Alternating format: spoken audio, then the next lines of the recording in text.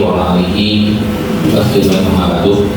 Alhamdulillah syukur kita bersama di ruangan ini dalam kegiatan dari kansio kita dalam rangka kegiatan sebagai calon putra mengadakan sila dari sekolah di Kota dan nanti pada hari ini kami akan paparan materi tentang musik. Selawat dan salam semoga selalu tercurah kepada baginda Nabi Muhammad SAW beserta keluarga, sahabat dan ibu dan seluruh kalian. Pertama, kami selaku pembawa acara mengucapkan terima kasih atas kehadiran Bapak Ibu yang sudah menyempatkan diri untuk hadir di sini untuk mengikuti acara paparan sosialisasi budaya positif di sekolah atau tepatnya di SMA Negeri Kota Palembang oleh CGP atau calon guru penggerak Angkatan 9 Kota Palembang dari SMA Negeri Kota Palembang ini Bapak Sukarto SPTMPD ya. Dan Bapak Ibu nanti mendengarkan paparan dan nanti silakan kita simak dan nanti kalau ada pertanyaan kami silakan bagi Bapak Ibu yang akan mengajukan pertanyaan dari paparan materi yang nanti akan disampaikan oleh Bapak Sukarto. Baiklah, untuk mempersingkat waktu kita awali acara sosialisasi budaya positif dengan bersama-sama membaca lafaz basmalah. Dan baiklah, kita akan langsung saja mendengarkan paparan materi atau sosialisasi tentang budaya positif di SMA Negeri Kota Palembang pada Bapak Sukarto, CGP Angkatan 9 Kota Palembang dari SMA Negeri Kota Palembang. Kami silakan. Terima kasih. Saya sampaikan kepada teman-teman Bapak Habib atas waktu yang diberikan kepada saya untuk memaparkan budaya positif di lingkungan SMA Negeri 19 Palembang. Baiklah Bapak Ibu, kita awali pertemuan kita ini dengan mengucapkan Assalamualaikum warahmatullahi wabarakatuh. Waalaikumsalam warahmatullahi wabarakatuh. Alhamdulillahirabbil alamin. Wassalatu wassalamu ala sayyidina asyrofil anbiya'i wal mursalin wa ala alihi wa sahbihi ajma'in. Yang saya hormati Bapak dan Ibu Guru SMA Negeri 19 Palembang. Pertama, marilah kita bersama-sama bersyukur kehadirat Allah Subhanahu wa taala di mana pada siang hari ini kita semua masih diberikan kesehatan, kesempatan sehingga kita pada siang hari ini masih bisa bertemu di ruangan ini dalam rangka sosialisasi budaya positif di lingkungan SMA Negeri 19 Palembang ini. Mudah-mudahan acara ini akan bermanfaat bagi kita semua dan lancar, tidak ada suatu apapun. Amin ya rabbal alamin. Yang kedua, salawat beriring salam mudah-mudahan senantiasa tercurah kepada junjungan agung kita Nabi besar Muhammad SAW, para keluarga, para sahabat dan keluarganya hingga akhir zaman. Amin ya rabbal alamin. Baiklah Bapak-bapak dan Ibu-ibu yang saya hormati, pada kesempatan kali ini saya Sukarto dari CGP Angkatan 9 dari SMA Negeri 19 Palembang ingin berbagi pengalaman kepada Bapak dan Ibu sekalian hasil dari saya mengikuti pelatihan calon guru penggerak Angkatan 9 ini. Kemudian sebelumnya saya mohon maaf bila nanti dalam penyampaiannya ini kurang pas atau kurang berkenan, karena saya yakin bahwa Bapak dan Ibu-ibu sudah lebih banyak tahu mungkin barangkali dari berbagai macam media ya, bisa dari YouTube atau dari Google dan lain sebagainya, karena pengetahuan sekarang bisa diakses lewat apapun. Jadi sebelumnya saya mohon maaf yang sebesar-besarnya apabila dalam penyampaian saya nanti atau pemaparan saya nanti banyak kekurangan. Itulah. Baiklah Bapak Ibu yang saya hormati, kita awali dengan budaya positif di sekolah. Ya, budaya positif di sekolah itu banyak sekali ya yang bisa kita laksanakan atau kita kembangkan, terutama bagi Bapak dan Ibu sebagai guru dan saya juga sebagai guru. Sebenarnya kalau kita perhatikan budaya positif itu oleh Bapak dan Ibu guru selalu sih sebenarnya diberikan ya, karena seluruh guru keinginannya adalah budaya positif di dalam sekolah ya. Tidak ada seorang guru pun yang menginginkan tidak ada budaya positif di dalam sekolah. Kemudian masuk ruang lingkup yang kecil, yaitu masuk ke dalam kelas. Budaya positif juga bisa diterapkan di dalam kelas-kelas. Jadi nanti kita akan bahas dalam sesi pertanyaan. Kemudian di sini budaya positif yang akan kita kaji, yang pertama adalah perubahan paradigma belajar. Yang pertama ini Paradigma itu kalau secara umum diartikan itu cara pandang, ya, cara pandang kita terhadap murid, ya, cara pandang kita terhadap murid. Sementara sekarang, sampai sekarang mungkin masih banyak juga, termasuk saya juga pada waktu belum dapat pembelajaran dari calon guru gerak. Ini kebanyakan mayoritas berpandangan bahwa pembelajaran itu pusatnya pada kita, guru, pusatnya pada guru. Tapi memang sebenarnya kalau dalam ceritanya itu kita guru memang menjadi pusat perhatian, tapi di dalam cara pandang ini agak sedikit berbeda. Jadi cara pandang kita ini, kalau dulu kita berpikir bahwa mengajar itu harus apa ya, teacher center, ya, berpusat pada guru. Nah, sekarang ini agak sedikit diubah dari ya. Jadi cara pandang kita diubah menjadi pusat perhatian daripada cara belajar itu adalah berpusat kepada murid. Ya, student center. Ya, student center. Nah, ini apa maksudnya itu? Jadi kita diminta untuk berpikir bahwasanya siswa itu memiliki sesuatu apapun, hal apapun dimiliki. Itu nanti kalau di dalam KHD itu disebutkan bahwa anak itu memiliki kodrat alam dan kodrat zaman. Kodrat alam itu memang lahiriah, sudah diberikan oleh Allah Tuhan Yang Maha Esa itu dari sejak dia lahir. Nah, kodrat alam inilah yang harus dikelola oleh kita. Jadi apa istilahnya? Sekarang ini cenderung sebenarnya kalau saya perhatikan, ini kalau dari pandangannya bahwa perlindungan terhadap kita guru ini kan dipertanyakan terus. Jadi kita ini kalau kemarin sudah pernah disampaikan, tapi barangkali mungkin kabar-kabar dari media-media dan lain sebagainya bahwa kita dalam paradigma ini guru itu apa ya, katakan bahwa kita harus bisa ngepong. Jadi kita ini sekolah, kita ini anak-anak harus diemong. Emong itu dibimbing ya sedemikian rupa dengan penuh belas kasih sayang. Seperti kita memberi anak-anak kita yang anak kita lahir maksudnya. Walaupun anak-anak murid ini anak-anak orang lain, tapi harus dijiwai bahwa mereka itu adalah anak-anak kita yang betul diemong. Ya. Kemudian ada guru itu menghamba pada murid. Jadi seolah-olah kita ini kasihan apa yang namanya seluruhnya pokoknya untuk anak. Bukan kemarin sebutkan bahwasanya pernah nanti dalam media lain misalnya atau tempat lain apa yang menghamba itu kita menyembah, bukan, tapi melayani sepenuh hati dengan keikhlasan dan kesabaran. Dan dengan demikian mudah-mudahan kita dengan adanya filosofi istiadat dewantara ini meminimalisir kesalahan kita sebagai guru. Dan nanti kalau di dalam penjelasannya ini nanti akan dijelaskan dalam segitiga restitusi, ya, sebagai seorang guru nanti di dalam tadi. Nah, itu paradigma belajar. Jadi kita memandang siswa itu memang punya kelebihan, punya segalanya, dia mampu segalanya. Kita kayaknya jangan berpikir bahwa anak itu tidak mampu, itu harus ditepis jauh-jauh.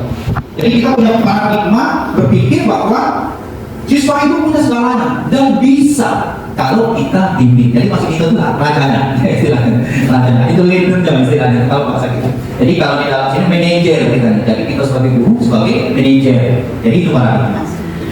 Kemudian yang berikutnya yang kedua yaitu disiplin positif. Kalau saya perhatikan yang namanya disiplin hampir mengarah kepada semua positif, ya kan? Ini enggak ada. Ya kan? Jangan yang namanya disiplin mengarah kepada yang tidak positif. Jadi disiplin positif. Apa itu contohnya misalnya?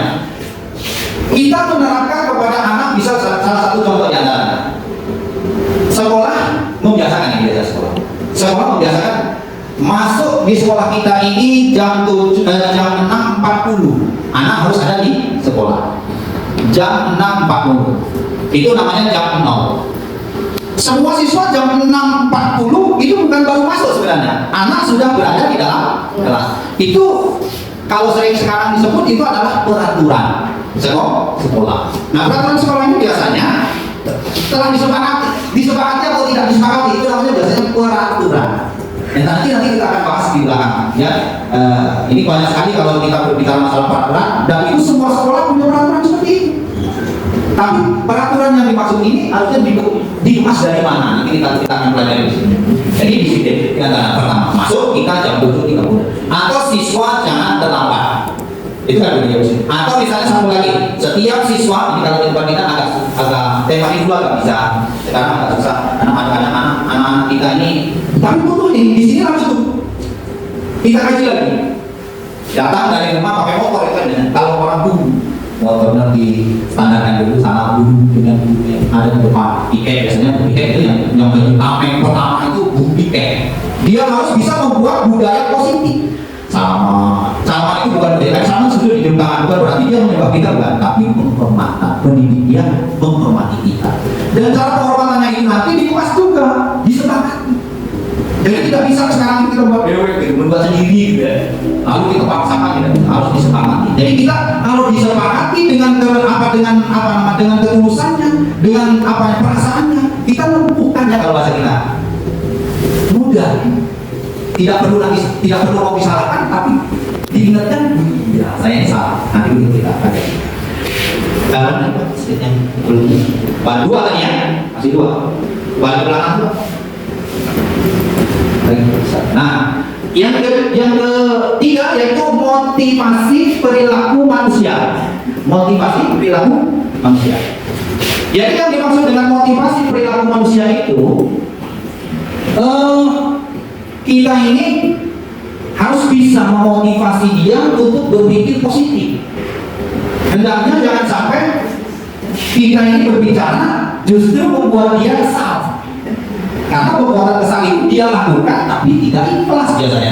Ada rasa dongkol ya. Tapi nah disinilah kita harus membiasakan perilaku, ada memotivasi perilaku yang baik. Di sini disampaikan itu dalam dedication ini, dalam bukunya itu menyatakan ada 3 motivasi perilaku manusia. Yang pertama, menghindari ketidaknyamanan atau hukuman.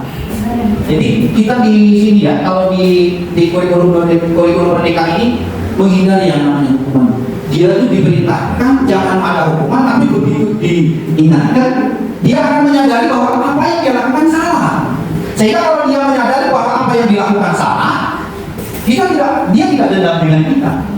Harapannya begitu. Ya, menyenangkan. Jadi istilahnya omongan kita itu menyenangkan, sama seperti Pak. Saya perhatikan Pak Yani kalau dia itu di dalam kelas, kamu ini bagus, walaupun dia salah. Saya perhatikan juga, saya yakin salah, tapi dimotivasi. Jadi dia ditegur apapun terima gitu. Nah ini yang dimaksud di sini. Yang kedua yaitu mendapatkan mendapatkan imbalan atau penghargaan dari orang lain. Nah ini motivasi perilaku manusia. Ini mendapatkan imbalan. Kalau motivasi yang ada di dalam jiwa kita itu memang sebenarnya timbul banyak hal. Tapi kalau dikaji kalau dalam agama itu kajiannya luar biasa. Kalau dalam agama kajiannya ikhlas. Kalau dikaji ikhlas baru sudah selesai. Itu setiap orang apabila melakukan sesuatu ada yang diinginkan. Ujian, imbalan dari wilayah, ujian, imbalan atau apresiasi. Itu naluri nafsu. Nah, yang ingin ditumbuhkan di dalam pelajaran kurikulum ini, dia ikhlas. Menuntut ilmu bukan karena saya ingin dapat ujian, menuntut ilmu bukan karena saya ingin dapat penghargaan, tapi dia menuntut ilmu itu karena dia kebutuhan. Jadi ada imbalan, tidak ada imbalan, itu tetap akan dilakukan. Kita ini kadang-kadang Pak di rumah di mana kali, mudah-mudahan Bapak tidak. Anak-anak sekarang ada ya kadang-kadang cerita ya. Nah, sudah malam, belum tidur. Apa kita ungkapin? Baca buku dia. Ya kan? Begitu kita tutup, mulai dia buka HP, baca game. Begitu. Nah itu mereka masih punya jiwa bahwa dia itu kalau dilihat orang tua baca buku inginnya orang tua tidak marah, orang tua tidak marah. Dia belum merasakan bahwa itu adalah kebutuhannya membaca. Tapi kalau saat ada juga kadang-kadang orang sebaliknya. Begitu, nah sudah malam, tidurlah, besok kesiangan, iya. Tutupnya dia. Begitu ibunya kedua, masih buku lagi sampai pagi, dia belum butuh berbalik dia. Ada yang seperti itu. Nah, disinilah yang disebut bahwasanya untuk mendapat belajar atau melakukan sesuatu itu untuk mendapatkan imbalan atau penghargaan dari orang lain. Nah, yang diharapkan dengan kita nanti menggunakan ilmu ini, dia belajar memang betul-betul kebutuhan di situ. Kemudian berikutnya untuk menjadi orang yang mereka inginkan dan menghargai diri sendiri dengan nilai-nilai yang mereka percaya. Nah yang ketiga ini nampaknya kayaknya dia belajar karena merasa memiliki sesuatu yang dibutuhkan. Nah kita hendaknya seperti ini, seperti yang tiga. Tapi bisa juga dibalik. Ya, kadang-kadang yang seperti yang nomor tiga itu bisa dijadikan apa? Jadi cuma kepada orang lain. Karena merasa dirinya sudah pintar. Oh ini butuh saya, seolah-olah tidak butuh orang lain. Jadi memang guru itu ngamuk, ya, tidak memaksa. Walaupun dia punya pelajaran alam, tapi diarahkan. Itu tugas guru. Memang sangat berat sekali. Oleh karenanya bersyukur kita semua menjadi seorang guru. Karena saya yakin guru tidak pernah mengajarkan kepada anak-anak atau murid-muridnya untuk berbuat yang tidak baik atau memberi arahan. Nah, kalau kamu nanti pulang supaya aman, kalau nggak kasih duit, kalau nggak ada duit, ya mereka tidak pernah. Bahkan guru tidak pernah mengajari untuk berkata-kata kotor. Maka beruntung kata Ustaz kalau ngomong katanya beruntung kamu jadi guru. Tidak pernah guru menganjurkan anak muridnya berbuat tidak baik.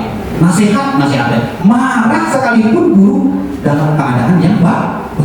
Karena marah itu karena tidak sesuai dengan yang kita ingin. Kepinginnya disiplin begini supaya sukses. Pada sukses itu urusan Tuhan. Tapi merasa tanggung jawab. Anak orang lain dididik oleh kita. Takut kalau orang lain dididik oleh kita, tapi hasilnya nggak baik. Itu tentu tanggung jawab kita. Nah disinilah kita nanti akan belajar. Untuk selanjutnya, selain daripada yang saya sampaikan itu tadi, sebenarnya ada yang mendasari mereka itu, anak-anak atau murid itu, yaitu kebutuhan dasar sebagai manusia, baik anak murid maupun kita. Yang pertama kebutuhan bertahan hidup. Kita kadang-kadang marah sebagai guru karena keinginan yang kita inginkan dari guru tidak. Karena kita menginginkan bahwa nanti kalau belajarnya tidak rajin, kamu tidak pintar. Kalau tidak pintar nanti nyari kerja susah gitu. Ya kan? Iya, khawatir. Kalau kamu kerjanya nanti tidak bagus, bagaimana mau beli beras? Kalau tidak bisa beli beras, bagaimana kamu mau makan? Kan gitu kita pikir. Padahal ya itu apa ya, manusiawi. Nah disinilah nanti kita dikemas bahwasannya guru-guru itu punya pikiran untuk mempertahankan hidup. Jadi anak-anak itu diberikan nasihat atau diberikan arahan yang kira-kira tidak membuat dia harus menyesali diri gitu.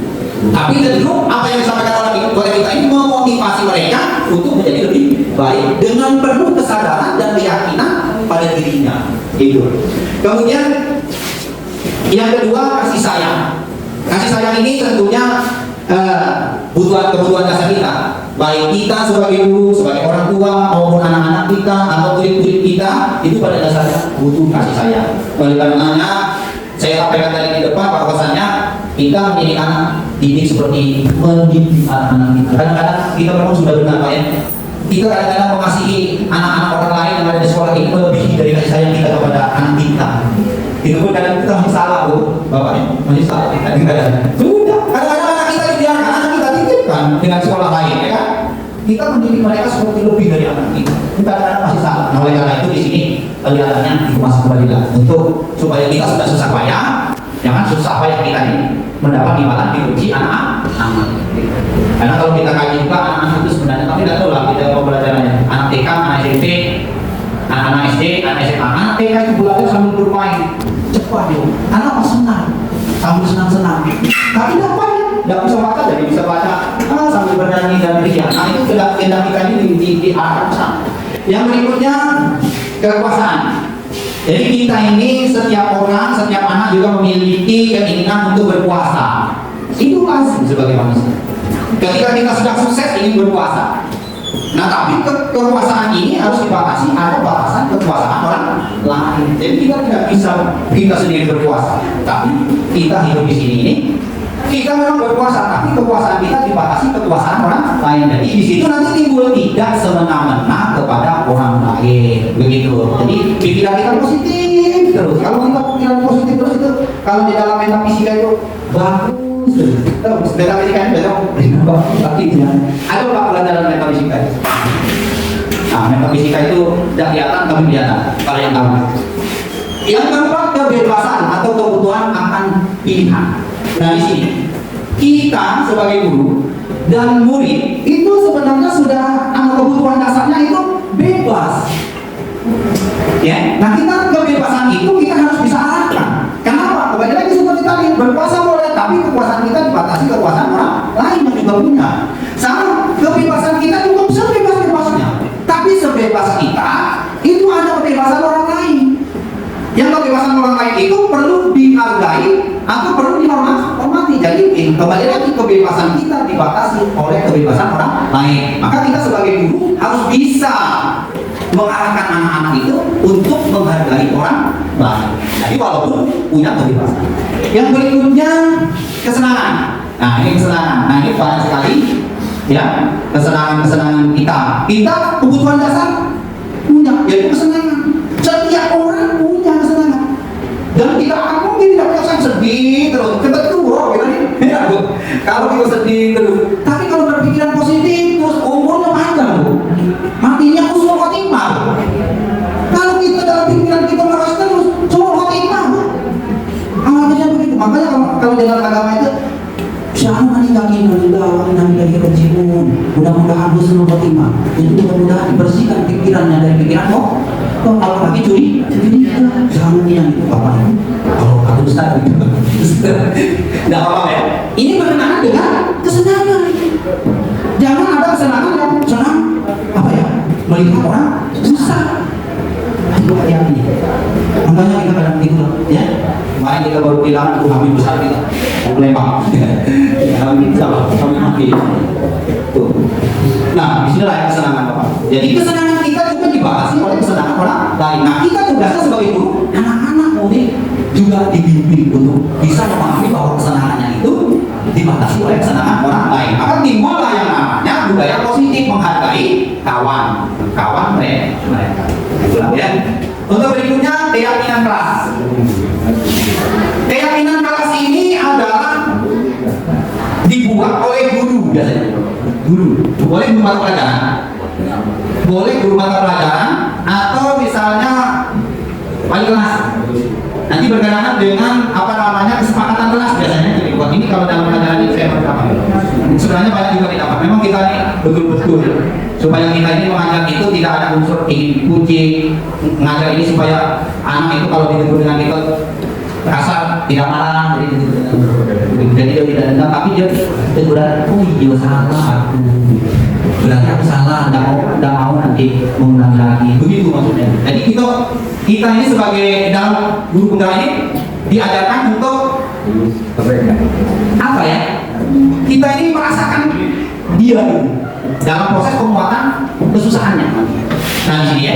Jadi apa ini keyakinan kelas? Keyakinan kelas tentunya keyakinan kelas yang positif. Misalnya pertama di sini ada contoh kembalikan barang ke tempatnya. Dilatih seperti itu. Ya, atau dalam nanti kesepakatan kelas dilatih seperti itu. Disepakati bahwa kalau kamu anak-anak menggunakan barang, mengambil sapu, mengambil pengapu, mengambil spidol dan lain sebagainya, setelah dipakai kembalikanlah kepada tempatnya. Termasuk buanglah sampah pada tempatnya. Nah nanti kalau misalnya dia melanggar, dipanggil. Kamu tadi buang sampah ya? Ya. Ditanya, apakah membuang sampah yang kamu lakukan itu misalnya melanggar kesepakatan kelas kita tidak? Nah kan di situ dia berbenah. Ya kalau begitu saya berarti melanggar. Kalau melanggar, jadi bagaimana kalau melanggar? Dia sendiri yang menyelesaikan. Nah ini termasuk itu.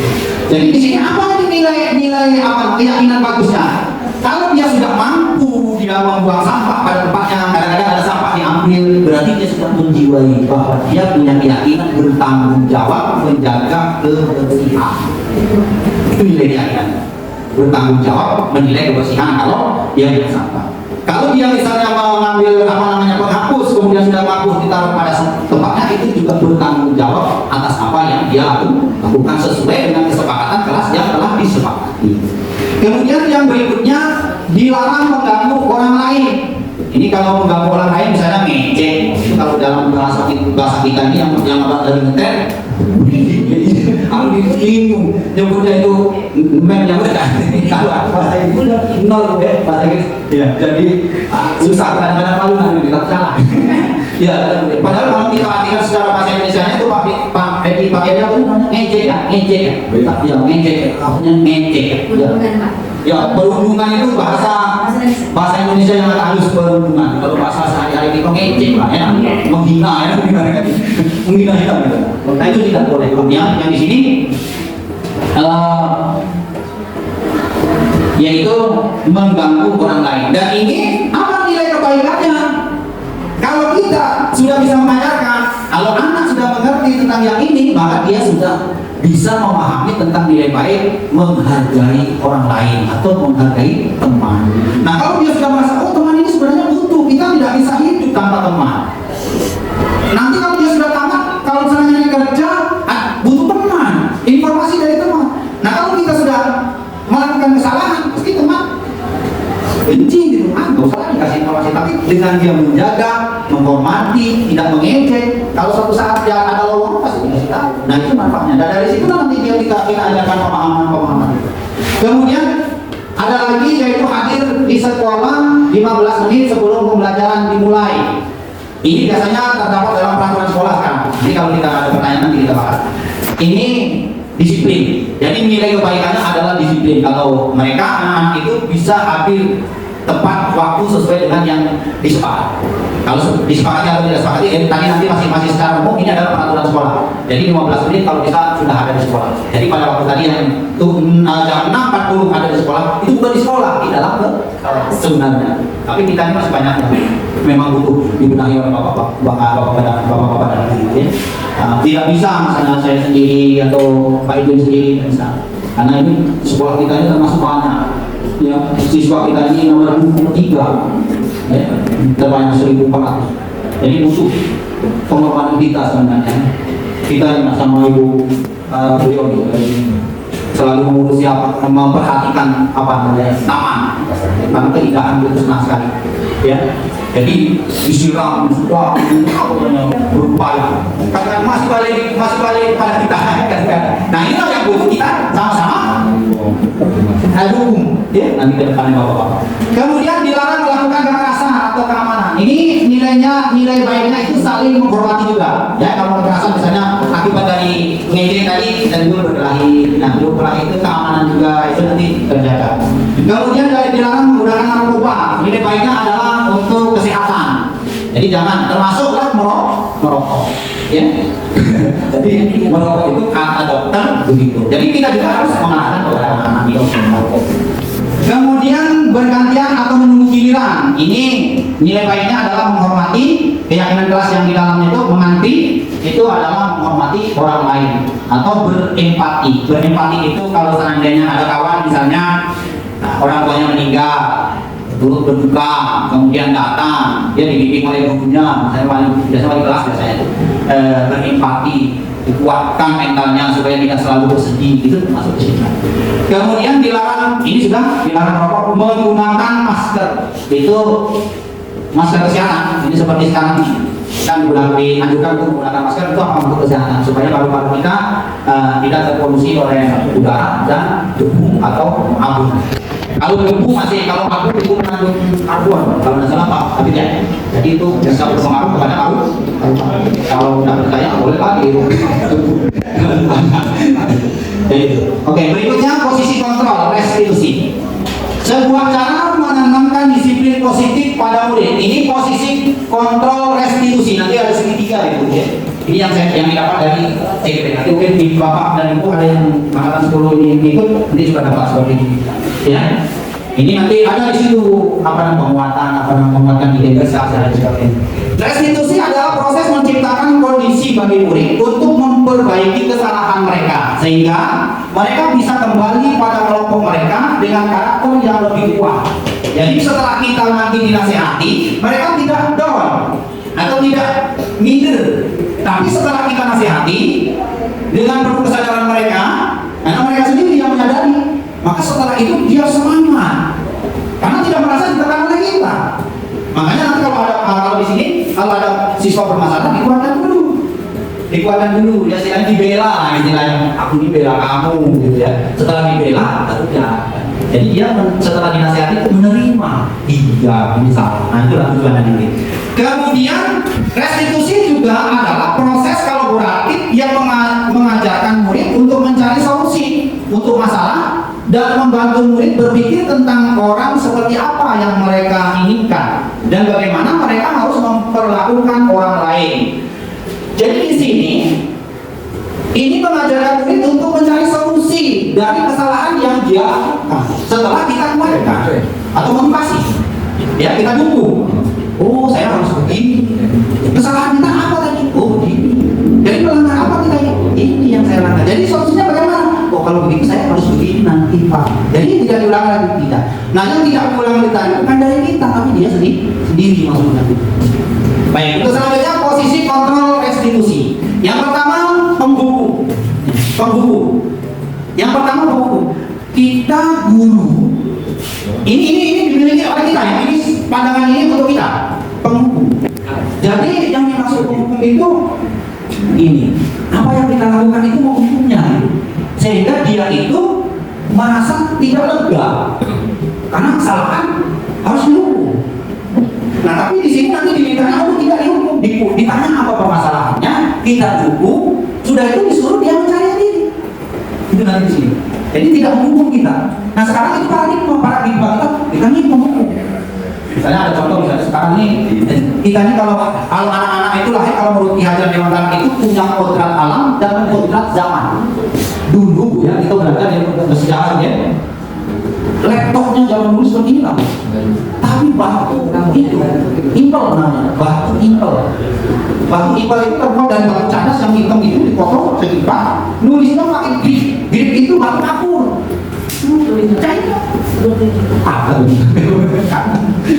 Nah sekarang impel itu jadi seperti ini. Dulu kalau misalnya dinilai 10, tulis kerjaan di situ tulis. Sebelum dibawa pulang dinilai 100, nggak ada dulu dinilai 100. 7 bagaimana? 6 tempelnya begini sini terblok. Tidak hapus. Ini namanya impel namanya. Laptop namanya impel. Iya, impel. Batu alam. Bapak yang dibagi sekolah dan bawa pulang apa? Kalau jadi orang tua saya, yang alami. Tanya. Lagi kalau cara pada soal mau aku dulu pernah belajar, tapi lupa karena saya keburu lempang ini nggak ada bunyinya lagi. Penghukum itu yang pertama. Jadi kita diharapkan untuk tidak jadi penghukum, tapi pengayom dilawan. Yang kedua membuang rasa bersalah. Apa itu contoh dari membuang rasa bersalah? Contohnya begini. Kamu itu tadi, saya juga ini termasuk ya. Beri guna kamu usaha enggak? Kalau kamu usaha aku, kalau kamu usaha itu kena marah sekolah. Nah itu tidak boleh tuh ngomong gitu. Padahal sebenarnya benar itu kan. Jadi kehendaknya jangan seperti itu. Kehendaknya jangan seperti itu. Dari Dewantara kita jangan seperti itu. Jadi jangan perkataan kita membuat dia merasa bersalah. Tapi yang akan kita lakukan ini adalah perkataan kita membuat dia menyadari apa yang telah dilakukan itu tidak benar. Nah di sini kalau bahasa Indonesia bingung juga saya mengatakan. Kalau guru kan, namanya sensor itu jangan kesini. Kemudian, nah yang ketiga teman. Kendak dari sini anak-anak murid itu dijadikan teman. Kalau pakai teman itu yang namanya teman Pak. Kalau kita biasanya kalau bapak-bapak dan ibu dulu waktu masih SMA kalau curhat sama teman kan? Karena kenapa? Kalau teman itu biasanya walaupun kita salah belum dikatakan salah, iya tidak langsung dikatakan salah, masih didukungnya dulu baru nanti dikasih tahu bahwa belum salah. Ya teman begitu. Makanya kita ini dulu senang bercurhat pada teman. Tapi sebenarnya teman kita harus pilih kita. Kalau teman selalu mengiyakan kita salah, kita tahu salah, masih diokok kan? Tapi teman tadi jujur mau masukkan kita itu. Jadi yang diharapkan di sini anak-anak murid itu menganggap kita teman. Jadi bapak dan ibu mungkin marah dari itu kalau jangan anggap seperti halo boy, udah aku. Iya. Cuma nanti kan arahan kita walaupun sebagai teman, kan nanti kalau kita masukkan apa nilai-nilai positif, dia tidak mau gitu kan. Ya. Nah, tapi dia akrab dengan kita. Kadang-kadang ya ada. Saya juga sebenarnya walaupun belum gini tuh perhatikan. Ini apa ya? Kalau kadang-kadang itu mereka yang menganggap bahwa dia senang. Ya, nah disitulah kadang-kadang kita tanya. Itu kadang-kadang saya berjalan ini aja bagus. Kadang-kadang saya berduduk kali malu, kadang-kadang malu, takut jago gitu. Saya duduk, tegang, kalau ini jadi teorinya dulu kalau saya kadang-kadang buruk ngintip bagaimana orang ngajar yang kepingin berupa. Makanya saya ikut CGPI sebenarnya bukan embel-embel juga, ingin tahu apa sih kalau ikut terus masalah guru beneran ini apa yang punya. Saya ingin bisa ya. Terus yang lain. Kemudian yang keempat, memantau. Memantau ini ya kita ini memantau itu dalam artian mengawasi lah. Dan kalau orang memantau itu mengawasi itu kan kalau orang kerja diawasi terus rasanya rugi. Yang tadinya bisa jadi tidak bisa. Jadi kayak tidak merdeka. Nah, dari tujuan dari merdeka belajar ini adalah anak merdeka betul belajar sesuai dengan kemampuan dan kapabilitasnya itu. Nah, dalam CGPI. Jadi tidak merasa diawasi, tidak merasa diintimidasi dan sebagainya. Kemudian, nah yang terakhir ini manajer. Nah ini guru itu sebagai manajer. Nah sebab guru sebagai manajer ini adalah guru yang menerapkan segitiga restitusi. Itu dari Pak.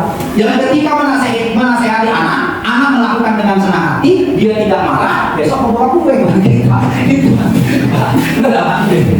Tapi bukan harapan kita loh ya, membawa kue. Itu istilah. Tapi merasa dia itu merdeka. Bukan dia minta penghargaan dari kita.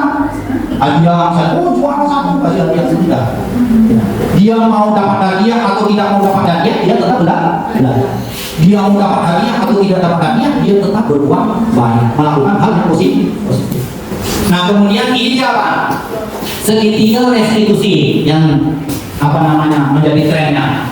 Yaitu pertama, kita kepada anak yang memiliki masalah, kepada anak atau murid yang memiliki masalah, kita harus terapkan yang pertama menstabilkan identitas. Menstabilkan kan tadi waktu ada masalah identitasnya tidak stabil. Jadi dikuatkan didukung. Misalnya salah satu di antara siswa kita misalnya melanggar misalnya keluar kelas misalnya ngomong Pak izin keluar dan masuk. Jadi begitu nanti masuk jangan dimarahin Pak. Kenapa kamu namanya? Kenapa lama sekali kamu keluar? Gitu gitu. Oh gitu ya. Gitu nah. Jadi tak boleh dimarahin. Itu kadang-kadang yang seperti itu sama ya kita. Nanti pelajaran seperti itu. Kalau toh nanti pada akhirnya dia melakukan hal seperti itu terus, nanti berdasarkan kesepakatan kelas kita panggil lagi. Kalau dia dipanggil sudah 3 kali, dia menjawab seperti itu, katakan orang tuanya untuk mengetahui. Berdasarkan itu tadi disepakati kesepakatan kelas, kesepakatan yang mungkin. Nah setelah 3 kali sudah begitu, ya kita tak mau lagi. Pak, dipanggil anak sudah, bapak 3 kali. Terakhir ini Pak, udah 1 lagi kayaknya. Kalau masih kita balik lagi, balik lagi kepada bapak. Ini cuma dan dari kita tanya dulu apa solusinya gitu. Nah akhirnya masih juga kan kembalikan. Tapi mengembalikannya, apabila kita kembalikan kepada orang tuanya, anaknya tidak dendam, orang tuanya tidak marah. Memang ini yang salah anak. Yang mengambil keputusan hendaknya dia kalau itu sudah dan dari sini memang masalah. Ini yang kelihatan itu kan banyak dulu ditutus dulu baru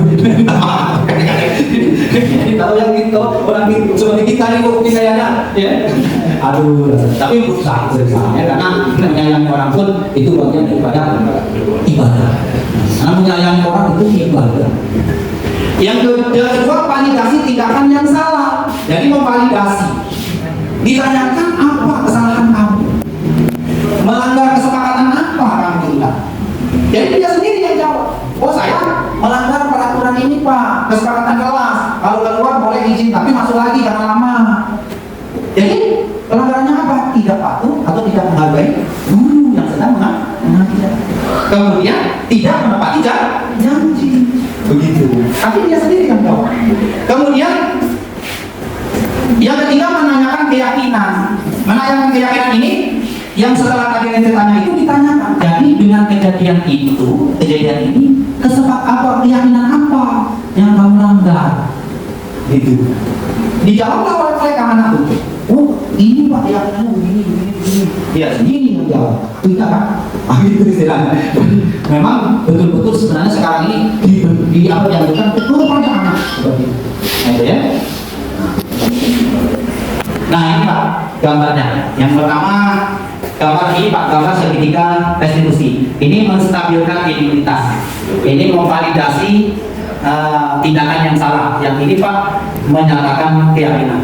Jadi keyakinan, menyatakan keyakinan itu apa yang dia lakukan itu telah melanggar apa? Ya, keyakinan baik apa? Keyakinan positif apa yang dia lakukan? Nah, itulah yang disebut dengan dia menyadari kesalahannya dan akan berubah dengan sepenuh hati atas kesadaran murid itu sendiri. Nah ini. Nah di sini nanti ada yang pertama itu kamu tentu punya alasan mengapa melakukan seperti itu. Kemudian adakah cara yang lebih efektif untuk mendapatkan apa yang kamu butuhkan.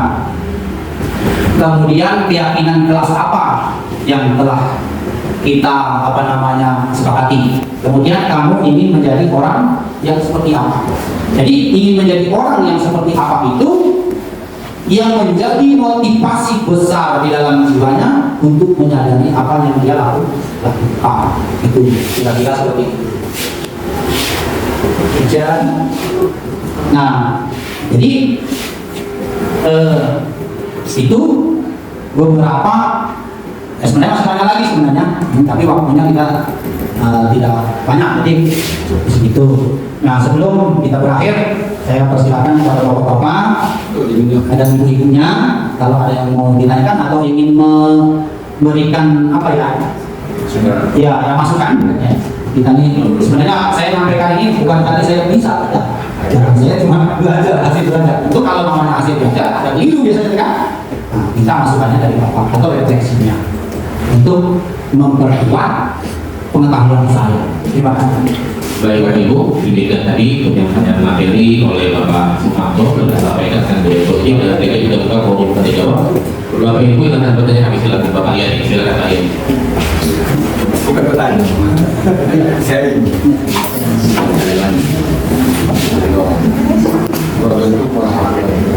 Waalaikumsalam. Saya ini kunjung merdeka Pak.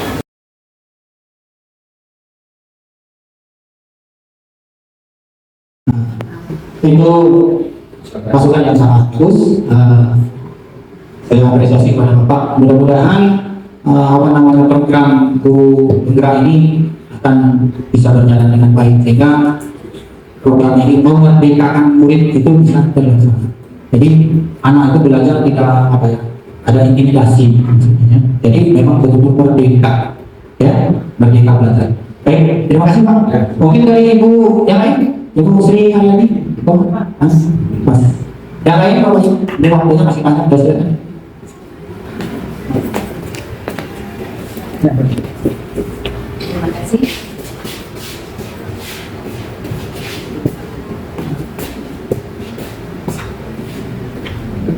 Terima kasih atas kesempatan. Ini sedikit bertanya mengenai kesepakatan awal ya Pak ya. Tadi menarik sekali tentang kesepakatan awal. Misalnya kita sebagai guru nih, di kelas yang kita ajar kita menyepakati bagaimana kesepakatan awal kita. Tiba-tiba di saat seiring waktu, misalnya sudah 2 bulan, 3 bulan, ada hal baru yang disepakati lagi. Apakah boleh ditambahkan kesepakatan awal tadi? Karena waktu kesepakatan awal, misalnya awal semester kita ada 3 poin kesepakatan awal, yang tidak boleh terlambat, misalnya, atau tidak boleh mengganggu temannya, lalu perhatikan guru sedang menjelaskan. Nah, seiring waktu ada yang itu ditambah, baru ada temuan gitu. Apakah boleh misalnya? Terima kasih. Kalau masalah, mungkin ada yang dari yang lain, Bapak Ibu yang mau nambah?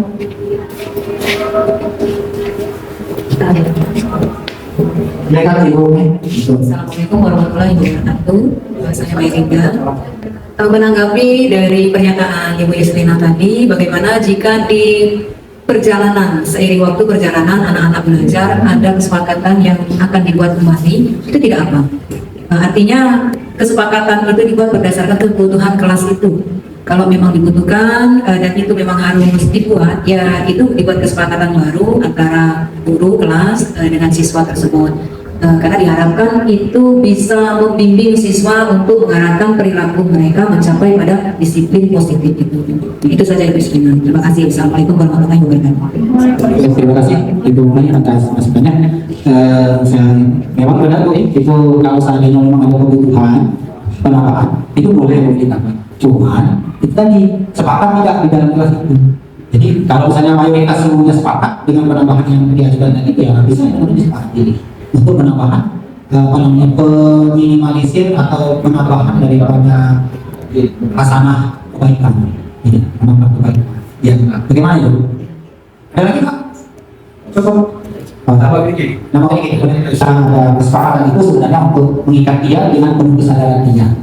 Nah, untuk terakhir ini sebenarnya kesepakatan ini ada kesepakatan sekolah, ada kesepakatan kelas, ada kesepakatan guru dan siswa per mata pelajaran. Gitu ya? Jadi yang disebut dengan peraturan sekolah boleh itu namanya nanti mungkin berubah menjadi kesepakatan sekolah. Peraturan itu dikolaborasikan antara kesepakatan dengan siswa, disosialisasikan dengan orang tua, kemudian disosialisasikan dengan para dewan guru dan peserta di bawah itu diketahui. Itu namanya kesepakatan sekolah atau peraturan. Dan itu dibuat disepakati dulu baru ditetapkan. Bukan istilahnya ditetapkan dulu baru disepakati kalau maksudnya. Jadi intinya nanti ada kesepakatan kelas, ada kesepakatan sekolah, ada kesepakatan kelas dan ada kesepakatan guru ya kepada siswa. Itu harus melibatkan orang tua itu supaya apa yang nanti kita lakukan itu diketahui semua. Ya. Jadi itulah kira-kira kita menggerakkan dan semuanya tergerak. Nah ini Mas, nanti saya akan upayakan dengan Bapak Kepala Sekolah, dengan Ibu Kepala Sekolah itu untuk bisa menyampaikan ini ya. Mudah-mudahan ya dengan ini langkah yang kecil ini Pak. Saya masih termasuk dengan siswa juga Pak diberikan. Nah ini saja, kalau tidak ada lagi, terima kasih Pak Yadi atas masukannya. Bapak Ibu sekalian terima kasih atas kehadirannya. Mudah-mudahan apa yang saya sampaikan ini bermanfaat bagi kita semua. Dan saya pribadi mohon maaf apabila dalam penyampaian saya tadi banyak sekali kekurangan atau kurang tepat dan sebagainya, dalam penyampaian kurang bagus, saya mohon maaf ya kepada Bapak Ibu. Dan saya tetap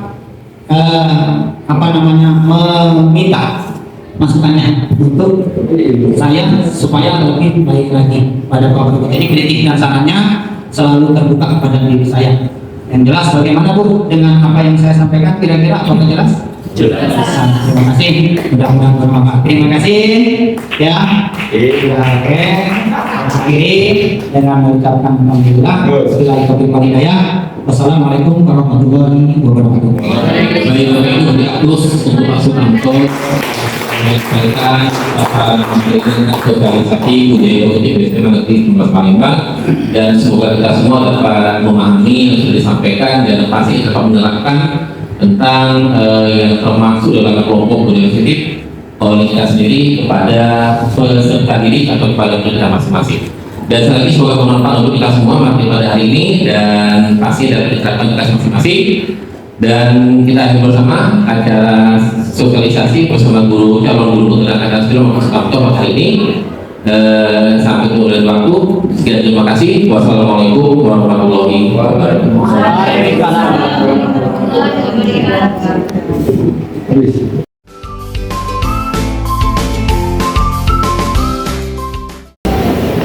Assalamualaikum warahmatullahi wabarakatuh. Waalaikumsalam warahmatullahi wabarakatuh. Apa kabar anak-anak sekalian? Alhamdulillah luar biasa. Allahu Akbar. Alhamdulillah, puji dan syukur kita panjatkan kehadirat Allah SWT, di mana kita pada hari ini, pada kesempatan ini masih diberi kesehatan dan bisa berkumpul di ruangan hari ini untuk kita mendengarkan Bapak Sukanto SPD MPD yang akan menyampaikan tentang budaya positif dan disiplin positif di sekolah kita SMA Negeri 19 Palembang. Bapak Sukanto ini adalah calon guru penggerak angkatan 9 yang berasal dari sekolah kita ya, dari SMA Negeri 19 Palembang, dan beliau akan mensosialisasikan ilmu yang sudah didapatnya di pendidikan calon guru penggerak angkatan 9 ini, khususnya mengenai budaya positif, penerapan budaya positif dan disiplin positif di sekolah kita. Kepada Bapak Sukanto, SPD MPD, dipersilakan. Baiklah, Assalamualaikum warahmatullahi wabarakatuh. Waalaikumsalam warahmatullahi wabarakatuh. Alhamdulillahirrahmanirrahim. Wassalatu wassalamu ala sayyidina asrofil anbiya wal mursalin wa ala alihi wa sahbihi ajma'in, amma ba'd. Yang saya hormati Ibu Melinda SPD MPD, yang saya sayangi anak-anak didik sekalian yang sudah hadir pada siang hari ini di ruangan ini. Mudah-mudahan kehadiran kita mendapatkan perlindungan dari Allah Subhanahu wa taala. Amin ya rabbal alamin. Marilah yang pertama kita bersyukur kehadirat Allah Subhanahu wa taala, di mana pada hari ini kita semua dapat berkumpul di ruangan ini dalam rangka sosialisasi budaya positif di sekolah, ya, sekolah kita khususnya. Mudah-mudahan budaya positif ini nanti dapat bermanfaat dan juga Bapak. Amin ya rabbal alamin. Salawat dan salam mudah-mudahan tercurah kepada junjungan kita Nabi besar Muhammad SAW, para sahabat, keluarga dan dunia. Baiklah, anak-anak didik sekalian, pada kesempatan ini saya ucapkan terima kasih kepada Ibu Melinda yang telah memberikan waktu kepada saya untuk menyampaikan atau memaparkan tentang budaya positif di sekolah kita. Ya, ini adalah hasil dari pelatihan saya Sukanto ini, mengikuti pelatihan sekolah juga masih 6 bulan selama ini, baru berjalan 2 bulan. Jadi apa yang saya dapatkan akan disampaikan, ya, supaya ada bukti bahwasannya ilmu yang didapat itu disampaikan kepada yang dimaksud. Karena saya belajar untuk memperbaiki, ya, memoles yang kekurangan kita. Jadi ditambah dengan yang baru, yang sesuai. Nah, di sini budaya positif tadi ada beberapa hal yang akan disampaikan. Pertama, tentang budaya positif ini tentang perubahan paradigma belajar. Ya, mungkin anak-anak didik sekalian sudah banyak tahu juga tentang paradigma. Paradigma itu kalau kita artikan secara umum itu cara pandang, ya, cara mengerti kita, ya, tentang belajar. Mungkin selama ini ada mungkin yang berpendapat bahwasanya kalau kita belajar itu harus dapat dari guru, gitu. Dan saya selalu sampaikan dalam beberapa bulan ini juga saya sampaikan kepada anak-anak selain di dalam ruangan ini, bahwasanya sekarang tidak ada lagi. Kalian harus merubah pikirannya bahwa belajar itu berpusat pada guru. Memang guru ada di dalamnya, tapi sekarang pemikiran kita harus berubah bahwasanya belajar itu tidak ada berpusat pada guru. Kalau gurunya tidak datang, tidak belajar. Ya. Nah, saya selalu sampaikan bahwasanya kalau dalam pembelajaran sekarang ini, pelajar itulah yang harus menuntut banyak. Jadi sekarang pusat belajar itu tidak lagi dengan guru, yaitu berpusat pada siswa. Maka sebenarnya apabila ada anak-anak, ya, yang di dalam kelas itu masih, kalau misalnya dunia belum datang, dia masih berbuat yang tidak baik, itu berarti belum berubah, belum tahu lah, ya, dan belum tahu informasi. Maka sekarang melalui ini kita sampaikan budaya positif.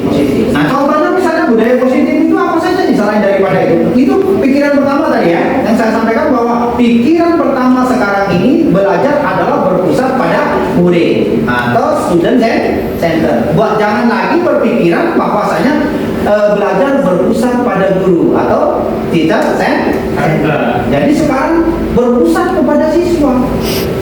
Jadi kalau seandainya sekarang harus berpikir bahwasanya ada guru, tidak ada guru, belajar kita.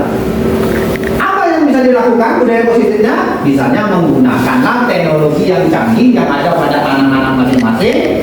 Kalau guru datang misalnya, bukalah materi yang pelajaran hari ini. Pasti ada semua kan di situ kan? Nah, tidak ada lagi yang membuka HP bermain. Itu budaya negatif. Nah, itu salah satu contoh budaya positif. Ya, jadi jangan lagi ada ribut misalnya ini. Jadi tidak. Kenapa 80% siswa belajar dulu memandu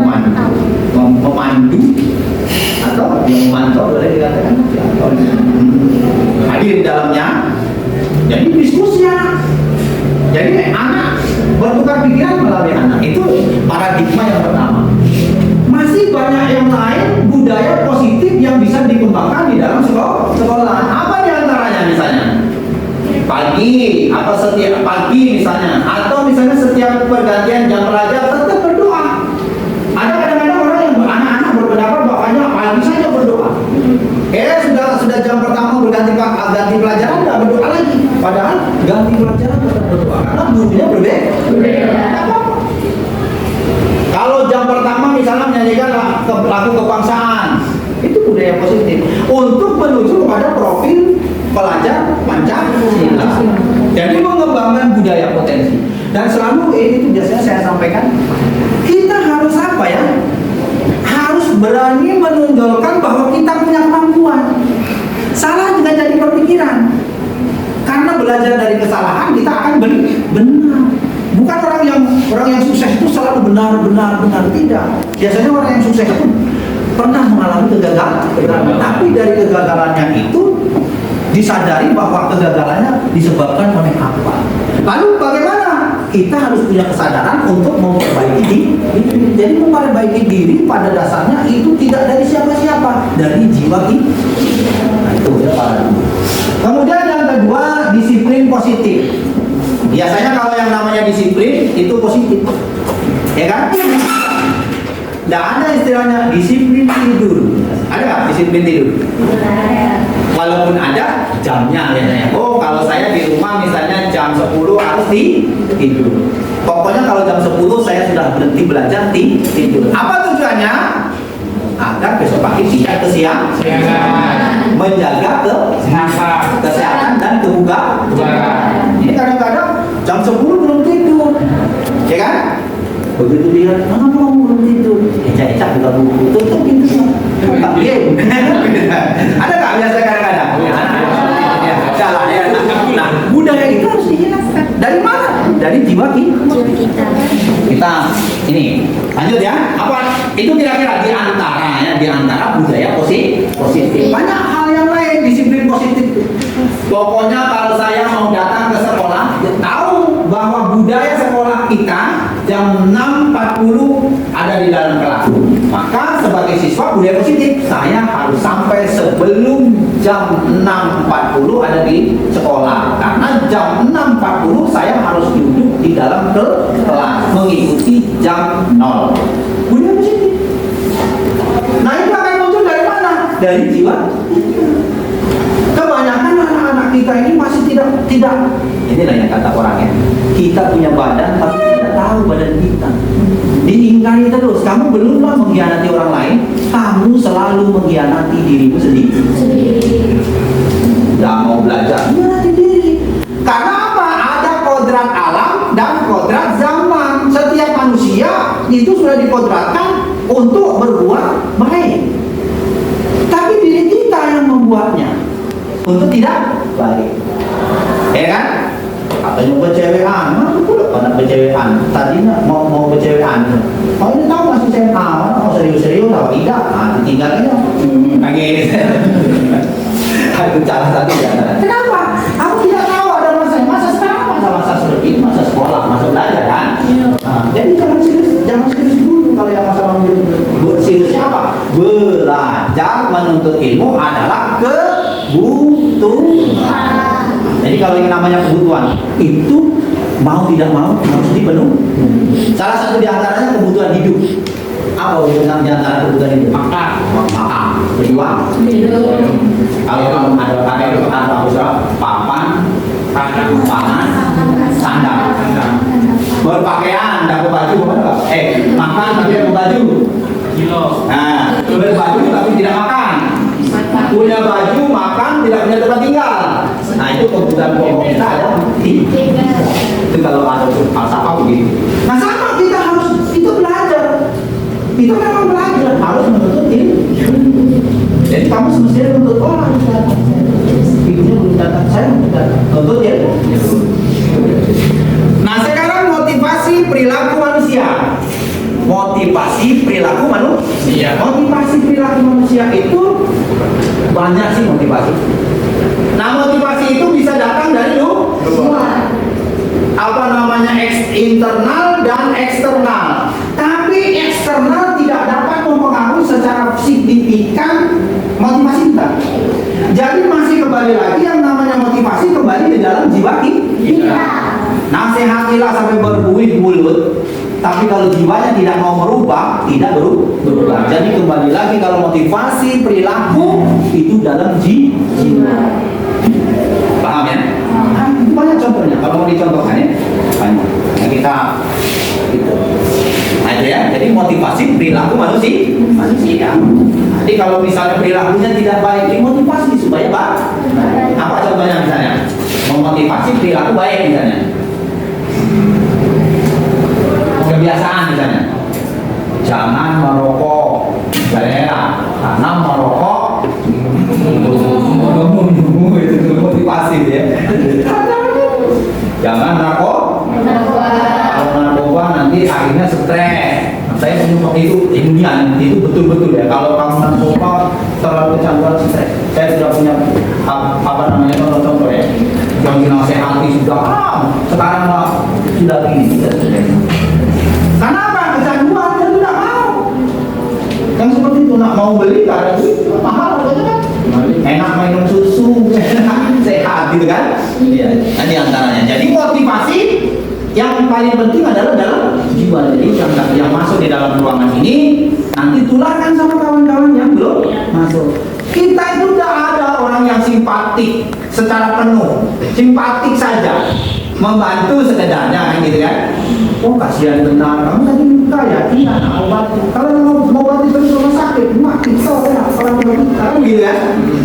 Simpatik, kasihan kamu sakit, kasihan kamu masuk rumah sakit. Siapa yang biayai? Orang tua kita. Kalau kita berbuat masih, nah, makanya sebagai anak, pelajar ataupun anak-anak, perbuatanmu akan imbas kepada orang tua. Itu di antara. Jadi memperbaiki diri harus dari dalam jiwa, perilaku, motivasi baik. Kemudian ada kebutuhan dasar. Kebutuhan dasar apa ini? Kebutuhan dasar kita. Itu tadi sudah saya sampaikan. Kebutuhan dasar kita ini ada kebutuhan dasar. Sandang, pangan, papan. Sandang itu pakaian, papan itu tempat tinggal, pangan itu nanti ada lagi kebutuhan hidup ya, kebutuhan hidup yang hak hidup ya, hak yang dimiliki oleh kita, nanti ada di pelajarannya. Tadi yang masih satu lagi tuh tadi. Nah ini keyakinan kelas. Nah, keyakinan kelas ini gini. Inilah yang penting ya. Keyakinan di dalam kelas. Keyakinan kelas itu bergeser masalah ini. Apa yang harus dilakukan supaya di dalam kelas itu dalam proses pembelajaran bisa berjalan dengan lancar, tidak ada gangguan. Saya beri gambarannya. Kalau seandainya di dalam kelas setiap guru masuk kondisinya selalu baik, itu karena kenapa kira-kira? Bersih kebersihan kelas, kemudian ketertiban kelas, apa lagi? Itu adalah apa budaya positif. Seperti tadi berdoa, menyanyikan lagu, ya kan, termasuk ice drinking, ya kan. Senang itu boleh rame-rame kalau ice drinking, apa untuk memfreshkan pikiran kita yang penat itu. Nah kemudian itu budaya positif keyakinan yang dibuat atas kesepakatan anak-anak ini dengan guru mata pelajaran boleh? Boleh. Dengan wali kelas boleh? Itu kalau di dalam kelas. Kalau dengan kepala sekolah juga nanti diketahui. Tapi yang paling penting biasanya disepakati melalui ke kelas. Oh, kita ini kalau pelajaran saya, misalnya pelajaran saya ya, nanti kalau pelajaran saya kalau masuk jangan telat. Sepakat? Sepakat. Nanti kalau pelajaran saya kalau yang telat 10 menit dikasih toleran masuk enggak apa-apa, enggak apa-apa. Tapi kalau sudah lewat 15 menit dosa masuk. Kalau pelajaran saya misalnya nanti kita sepakati kalau mau izin keluar tunjuk tangan, izin keluar maju ngomong. Kalau kita sedang belajar pelan-pelan ngomongnya supaya tidak ganggu yang lain. Intinya toleransi. Itu bagian daripada keyakinan ke kelas. Jadi nanti apabila dilanggar ditanyakan, apa kamu tadi keluar kok lama sekali gitu kan? Kencingnya misalnya atau ke toiletnya gitu ya. Tanya masuk karena ini Pak airnya tidak ada atau mungkin masih ngantri kan ada. Jadi masuk juga. Jadi tidak ada kalau sudah ada kesepakatan kelas apabila mereka melanggar nanti bisa ditanyakan. Ya. Diharapkan dengan ada kesepakatan kelas itu mereka betul-betul memahaminya dan mentaatinya. Nah kemudian yang berikutnya segitiga restitusi. Segitiga restitusi ini nanti cara menyelesaikan permasalahan apabila tadi ada pelanggaran. Jadi itu ya, itu pembukaan itu materi yang kita. Nah kemudian yang pertama perubahan paradigma belajar. Di perubahan paradigma belajar itu pembelajaran berpusat pada siswa. Nah, ini sudah Pak sampaikan. Yang sementara tempohari kita berpikir bahwa belajar berpusat pada guru. Ya tidak ada lagi sekarang berpusat pada siswa. Nah itu ingin dikembangkan siswa biar memiliki kemampuan untuk berdebat, untuk mengekspresikan kemampuannya, membiasakan diri untuk berani tampil itu terutama. Kita ini kadang-kadang maaf ya, dalam kelas kalau di dalam kelas masih ada orang siapa yang bisa menjawab? Anton Pak, kita kan orang. Kapan kita ditunjuk? Tidak bisa. Itu budaya tempat kita. Itu kalau saya sering sampaikan maaf ya, pengecut namanya itu. Kenapa? Tidak berani menampilkan diri orang, menampilkan diri tapi menunjuk orang. Biasanya dia tuh cuma ngomongnya doang gitu biasanya. Anak seperti itu. Nah sekarang jangan ada lagi yang seperti itu. Jadi kita harus punya kemampuan tunjukkan masalah. Nanti kita cari yang solusi yang benar. Jadi salah jangan takut. Karena nanti ada masukan dari rekan-rekan yang lain. Nah, tentunya dalam hal ini kalau ada masukan dari yang lain harus kita cerna. Oh iya benar diterima kalau dia sekedar pendapat. Walaupun misalnya kurang sependapat, apa alasan kita tidak sependapat? Kita tidak punya pendapat. Dikasih pendapat orang lain tidak sependapat. Gimana kok bisa gitu kan? Ayo, ini bagaimana koreng saya ini nggak sembuh-sembuh? Nggak tahu. Dikasih solusi sama kawan. Oh koreng kamu ini harus disuntik, diobati. Kamu apa seperti itu? Ngasih minta solusi, dikasih solusi nggak mau ya nggak ketemu kan? Nah minimal oh iya coba dulu kan begitu kalau nggak cocok baru dikalahan. Nah ini ya jadi berpusat kepada murid atau pada siswa. Jangan lagi kamu menuntut misalnya oh berpusat pada guru kalau gurunya nggak adil nggak dapat ilmu itu nggak zamannya lagi ya. Gitu. Jadi kita punya kemampuan gali gitu. Jadi mari sama-sama yang hadir di dalam ini tumbuhkan dalam jiwa kita untuk berubah. Ingat ya, Anda semua ini adalah apa ya? Harapan orang tua. Walaupun orang tua muda minta, kamu nanti bisa sukses dan bekerja dapat uang banyak. Orang tua kamu udah minta, dia cuma bangga. Anak saya sudah jadi dokter. Bahkan kadang-kadang anaknya yang lupa sama orang tuanya nyari makan sudah susah, lapel, ngomong, ribut segala macam tuh. Kita yang sudah sukses, kalau ada mobil banyak, rumah bagus, enggak masih gitu. 80 masa nah kamu saja, ya kan? Jadi nanti kamu akan merasakan jadi orang tua. Ya, sekarang kamu diharapkan, dibanggakan pada orang tua, dibiayai, dikasih ongkos, minum gratis, ada yang bayar, gimana? Ada kita bersyukur dilahirkan, dibesarkan, dibiayai, dikasih minum, dikasih susu, lah macam-macam. Jadi berpusat sekarang belajar berpusat kepada ikut.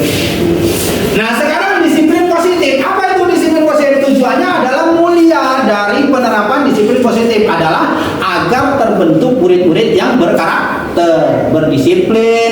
santun ya.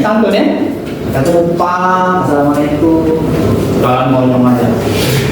Kadang-kadang sama guru itu nak apa ya, dihormati juga. Kenapa? Berkahnya katanya. Ya, kalau guru ikhlas, ilmunya masuk berkah. Nah itu apa? Membiasakan budaya positif. Begitu juga enggak murid santun sama guru, guru santun sama murid. Ya. Tidak juga mentang-mentang kita sebagai guru lalu congkak misalnya, tidak. Kenapa? Murid-murid adalah masa depan yang harus diarahkan, walaupun Anda memiliki kemampuan dan kepintaran yang sudah tertanam dalam jiwa. Nah, kepintaran yang ada di dalam jiwamu itu harus dikembangkan, diarahkan supaya tidak nyasar. Ya kan? Diarahkan pada yang positif-positif. Kalau diarahkan pada yang negatif-negatif, bukan guru namanya itu, ya. Jadi guru selalu mengarahkan pada hal yang positif. Jadi santun, jujur, dan lain sebagainya tadi. Sekarang berikutnya adalah motivasi perilaku manusia. Ini sudah ada dinyatakan oleh seseorang yang bernama Don Gessen ini. Menyatakan ada 3 motivasi perilaku manusia. Yang pertama, untuk menghindari ketidaknyamanan atau hukuman. Jadi kalau orang ini kalau mau selaras dengan lingkungan, dia harus menghindari yang namanya hukuman dan ketidaknyamanan. Jadi berkata-kata pun harus dicerna. Kalau orang dulu bilang, kamu sebelum mengeluarkan kata-kata dipikirkan 7 kali dampaknya. Kira-kira kalau kata-kata saya lontarkan kepada anak, kamu ini kurang ajar. Nah itu kira-kira 7 langkah ke depan dipikirkan. Kira-kira omongan saya itu menyakiti tidak?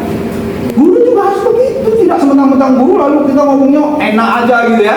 Enggak. Begitu juga berpikiran positif. Makanya jangan maki-maki. Tidak boleh. Kenapa? Itu membuat orang tidak nyaman. Kalau pepatah ngomong, kalau pedang lukai tubuh ada obat mencari wedan. Tapi kalau lidah lukai hati, kemana obat nggak dicari? Salamatan insan bisa kata orang korupsi. Jadi keselamatan kita itu ada di lisan kita yang terlewat dikit. Baik.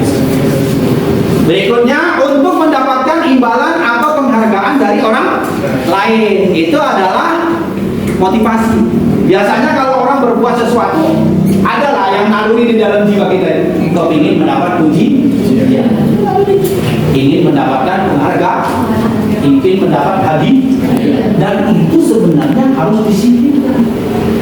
Kenapa? Karena itu kalau itu nanti tidak dapat, kamu akan patah hati. Makanya kita harus singkirkan yang itu. Maka ikhlaslah kamu. Saya menuntut ilmu karena kebutuhan, bukan karena ibadah. Nah yang seperti itu. Misalnya kalau belajar di dalam kelas karena ingin dapat juara, terus ingin mendapat ilmu. Nanti kalau kamu udah dapat juara, kecewa. Tapi kalau tidak mendapat ilmu, tapi kalau misalnya kita belajar dalam kelas hanya mendapat ilmu, kalau udah dapat ilmu pasti nyari. Nggak usah disuruh nyari sendiri. Jadi kalau kebiasaan di sekolah, hilangkanlah kebiasaan-kebiasaan yang menyeleweng dari belajar.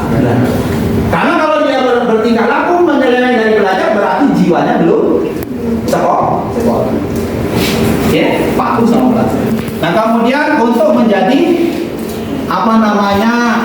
orang yang mereka inginkan dan menghargai dirinya. Jadi tujuan daripada ini perilaku manusia ingin mendapatkan sesuatu yang menjadi tujuan. Dan ini juga ada negatifnya. Kalau setelah kamu mendapatkan apa yang kamu inginkan, kadang-kadang orang lupa diri. Seolah-olah kamu bisa sendiri, padahal kamu tidak akan bisa kecuali ada orang lain. Karena kamu tidak ada orang. Nabi Adam alaihi salam saja ketika dia diciptakan diberilah teman, ya kan? Untuk apa? Karena tidak bisa mungkin sendiri, ada datang. Maka kamu harus punya pikiran bahwa kita sukses ini bukan karena kita sendiri, ada orang lain. Kita menjadi juara karena ada yang sudah juara, gitu. Maka kita akan membutuhkan orang lain. Jadi kalau kita membutuhkan orang lain, maka kita akan menghargai orang itu ya. Ini kalau mau dijelaskan banyak ya, teman.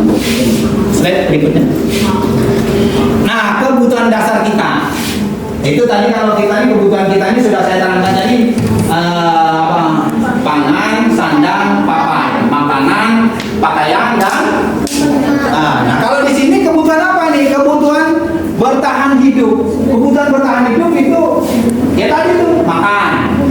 Kita nggak punya apa? Kita nggak punya pakaian, kalau makan bisa hidup kan? Di antaranya ya.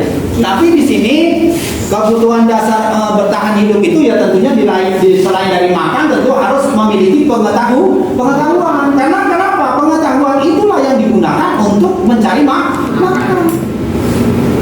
Kalau zaman dulu orang nomaden, orang prasejarah, praksara, nomaden namanya, no tidak, menetap, jadi tidak menetap, pindah-pindah. Di sana banyak makanan, pindah. Di sana habis, pindah. Kalau habis semua mati dia. Karena nggak makan. Nah di sini kita belajar, ya. Kita harus belajar, harus pintar menyimpan, menggunakan waktu belajar. Yang kedua kasih sayang. Siapa yang hidup butuh kasih sayang. Makanya guru-guru harus menyayangi murid harus menyayangi guru. Kalau bahasa dulu tepo seliro. Tepo seliro itu saling menghargai. Guru menghargai siswa, siswa menghargai guru. Tidak perlu disuruh. Harus dalam jiwa. Ya. Itu tepo seliro kalau zaman Ki Hajar Dewantara. Aduh. Ing madya mangun karso, ing madya mangun karso, ing ngarso suntulodo, ing madya mangun karso tuturi andayani. Itu falsafah Ki Hajar Dewantara, tokoh pendidikan kita ya, yang sekarang sedang dikembangkan ini. Ya banyak Pak. Ini supaya pendidikan kita tidak menyeleweng ikut ke barat-barat individualisme. Nggak belajar silakan, nggak belajar silakan. Kita kalau bisa harus Jadi yang kedua itu kasih sayang. Jadi kita memiliki kasih sayang. Jadi siswa sayang kepada guru, guru sayang kepada siswa. Sehingga ilmu yang didapatkan Yang berikutnya kekuasaan. Biasanya kekuasaan ini punya kekuasaan. Guru punya kekuasaan untuk marahi Anda, tapi dengan kasih sayang tidak bohong. Siswa mungkin bisa marah karena dimarahin guru juga. Jangan siswa marah. Walaupun bisa. Jadi kok saling hargai. Kita sebenarnya guru butuh kasih sayang siswa, siswa butuh kasih sayang guru. Dan kemudian guru punya kekuasaan, anak juga punya kekuasaan. Apa kekuasaannya? Menuntut ilmu sebebas mungkin. Saya punya kekuasaan untuk apa? Punya kekuasaan untuk membimbing sesuai dengan yang diharapkan oleh falsafah Ki Hajar Dewantara, yaitu profil pelajar Pancasila sesuai dengan koridor bangsa kita yang akan mencintai negara Republik Indonesia. Kemudian yang keempat kebebasan atau kebebasan kebutuhan akan pilihan. Jadi Anda itu punya kebebasan. Dalam hal ini kalau di dalam kurikulum pelajaran kurikulum merdeka, kebebasan yang dimaksud itu kemarin makanya yang kelas 10, kelas 11 ini sudah ada jurusan. Begitu nanti sudah ke kelas 2 diberikan solusi, kamu mau masuk apa nanti? Kalau mau masuk misalnya saya mau jadi dokter, Bu. Nah, ini pelajaran yang mau diambilnya gitu ya. Jadi Anda bebas memilih. Aku mau jadi dokter, nah ini aku mau jadi polisi, ini dia arahan materi-materi pelajaran. Jadi Anda bebas. Nah sekarang kamu kelas berapa? Nah kelas 11 berarti kemarin sudah milih ya. Nah kalau sudah Anda pilih, ikuti karena itu pilihan kamu. Kalau kamu sudah milih, kamu masih jelek, berarti kamu kemarin kurang-kurang. Misal contoh, kamu kemarin sudah milih, begitu belajar kamu keluar terus, itu namanya tidak kesepakatan. Itu namanya kesepakatan jurusan yang dipilih melalui apa itu? Wakil kepala sekolah urusan mutu dan urusan kurikulum sudah menyiapkan, mutu sudah mengarahkan, BP sudah membimbingnya, pilihanmu itu harus dilaksanakan. Jadi sebenarnya kalau sudah ada kesepakatan, kamu nggak ada lagi melanggar. Karena tak kesepakatan apa? Karena itu pilihan Anda. Kalau misalnya ada pelanggaran, itu ada kelalaian, maka dibina, diarahkan lagi diberikan lagi. Nah, selanjutnya kebebasan itu ya kita sebebas, tapi kebebasan kita dibatasi oleh kebebasan orang lain. Kita bebas, tapi dibatasi kebebasan orang lain yang sama-sama memiliki kebebasan. Nah, kalau dia menyadari kebebasan dibatasi oleh orang lain, maka kita timbul rasa saling menghormati. Nah, itulah di dalam kelas, jadi menghormati teman. Ya, nah kalau bisa memang marah-marah, tapi orang juga berhak untuk tidak dimarah, kan gitu. Itu juga sebalik. Nah, berikutnya adalah kesenangan. Kamu punya kesenangan. Oh, saya senang belajar. Ada yang senang misalnya ngobrol, tapi harus diselaraskan. Memang kita punya kesenangan, tapi orang juga punya kesenangan. Maka kita punya kesenangan dibatasi oleh kesenangan orang lain. Maka kita menghargai orang lain. Jangan ribut. Kalaupun kita senang ribut, dia orang belajar, ya kan? Nah, jadi yang kira-kira tidak sejalan dengan berat tentunya pada waktu proses belajar. Kalau kamu istirahat ada apa gitu kan? Tawa-tawa, tapi kalau dalam proses belajar ada orang ngobrol, proses belajar, maka tidak terjadilah ngobrol saat belajar. Kenapa? Menghargai guru, menghargai teman, atau sering keluar, menghargai guru, menghargai itu kesenangan, tapi dibatasi oleh kesenangan orang. Berikutnya, nah keyakinan kelas ini adalah contohnya itu keyakinan kelas yang baik. Keyakinan kelas itu maksudnya kesepakatan yang telah disepakati dalam kelas. Misalnya kita sudah sepakati siapa, misalnya contoh, kembalikan barang ke tempatnya. Keyakinan kelas apa yang bisa didapat? Keyakinan kelas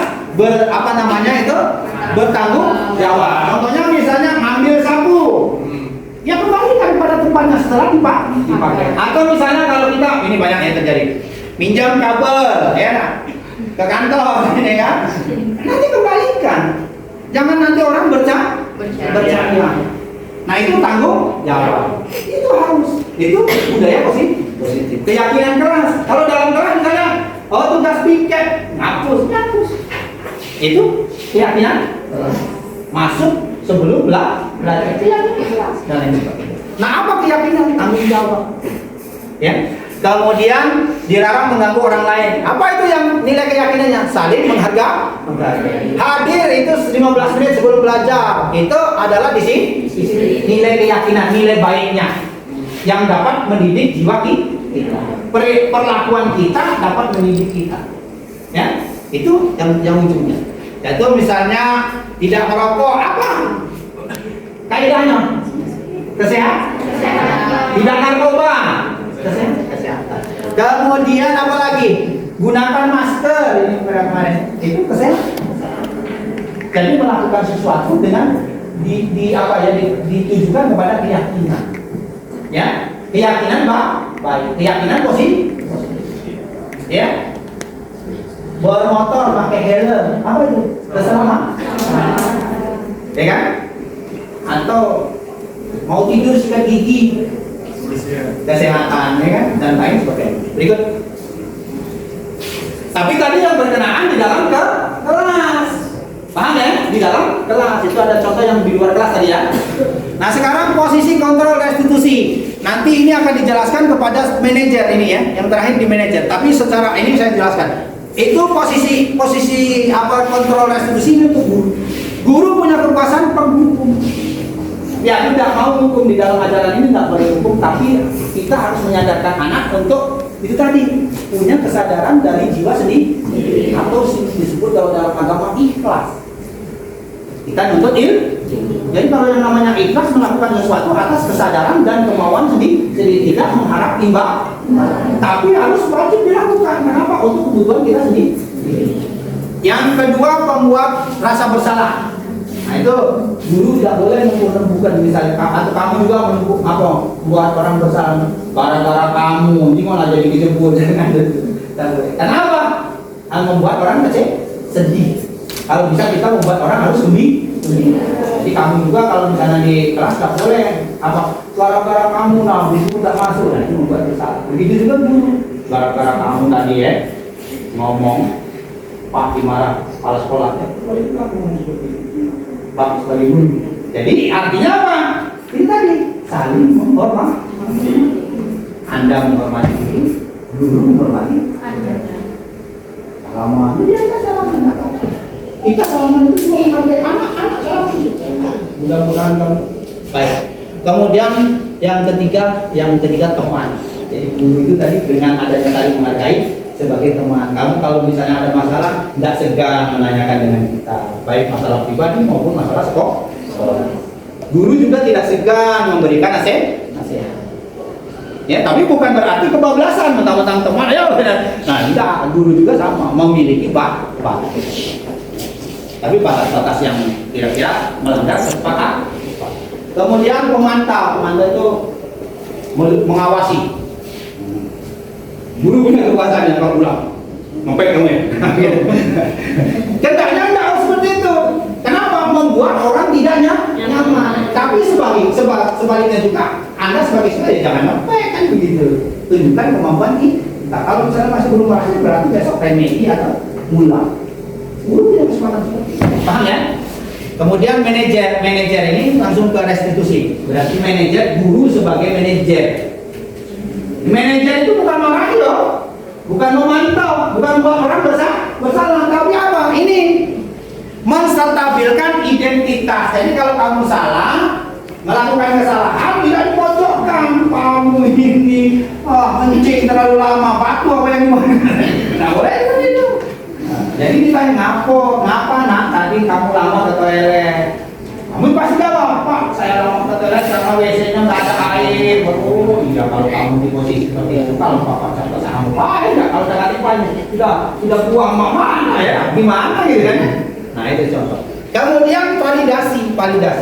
Lalu kalau seandainya kamu nanti ditanya validasi menanyakan, ya kan? Kira-kira atas kejadian yang sudah kamu lakukan ini kamu melanggar apa? Melanggar di sini? Nah, terlambat jadinya dari melukai, tidak menghormati guru, kan gitu. Seolah-olah gitu, walaupun ada ya sudah tidak jadi masalah kan. Nah kalau begitu bagaimana? Yaitu menanyakan keyakinan. Jadi ditanyakan kira-kira kejadian kamu ini melanggar apa? Kan gitu. Oh saya melanggar tata atau melanggar apa namanya itu yang tidak menghargai guru. Nah untuk itu selanjutnya bagaimana? Kan diselesaikan.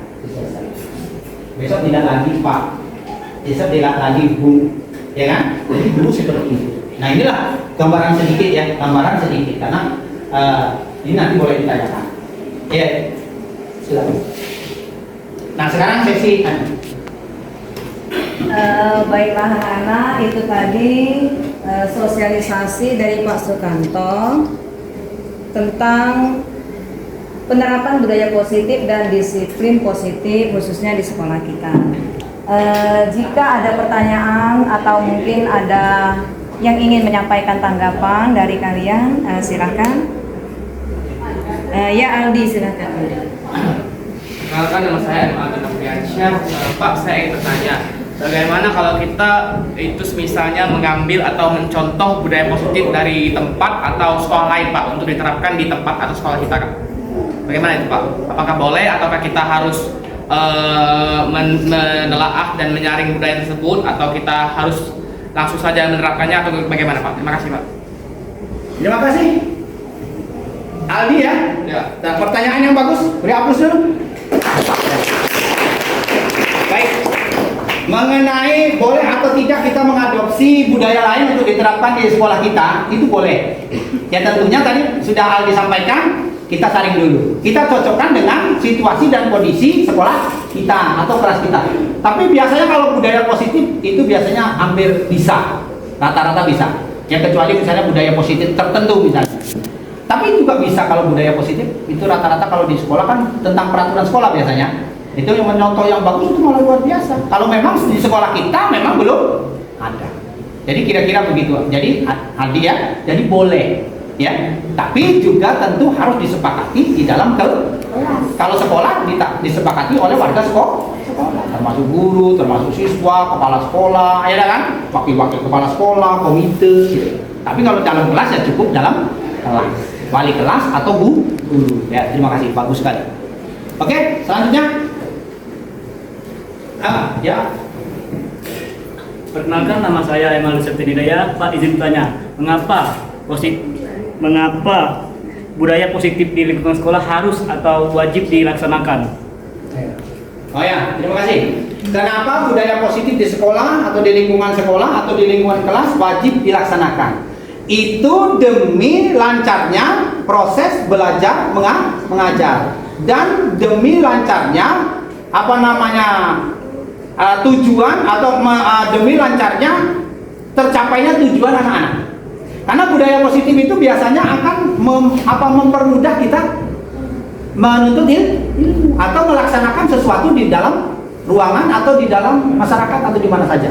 Karena kalau budaya positif itu misalnya kan nggak usah disuruh kita buka buku, nggak usah disuruh nggak usah disuruh diam, sudah diam, sudah tahu dia tuh budaya positif itu. Nah, jadi memperlancar apa yang kita inginkan. Jadi budaya positif memang perlu. Jadi tidak perlu kita ini misalnya sedang ngajar, tahu-tahu ada yang keluar kan kita terganggu, kata misalnya gitu. Tapi kalau kita izin dulu, kalau izin ya silakan tertib, buka itu pelan-pelan, tidak mengganggu konsentrasi. Dengan tidak mengganggu konsentrasi maka lancarlah apa yang kita lakukan. Jadi budaya positif perlu dikembangkan di dalam kelas maupun di sekolah.